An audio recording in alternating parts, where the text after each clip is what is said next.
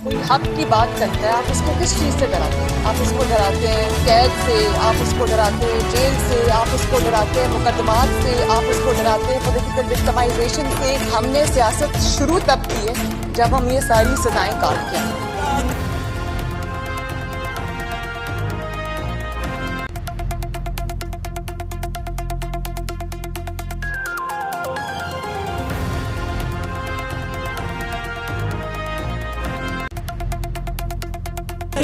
और ख्वाजा सलमान रफीक की दरखास्त जमानत मुस्तरद कर दी गई है। मुस्लिम लीग नून के रहनुमा राना सनाउल्लाह को एंटी नारकोटिक्स फोर्स ने हिरासत में ले लिया है। साबिक वज़ीर आज़म और मुस्लिम लीग नून के रहनुमा शाहिद खाकान अब्बासी को गिरफ्तार कर लिया गया है। इस्माइल और इमरान हादसे की दरखास्त जमानत मुस्तरद कर दी है। लैब ने साबिक वफाकी वज़ीर कामरान माइकल को गिरफ्तार कर लिया। लैब ने हाफिज जमान को अपनी तहरीर में ले लिया है।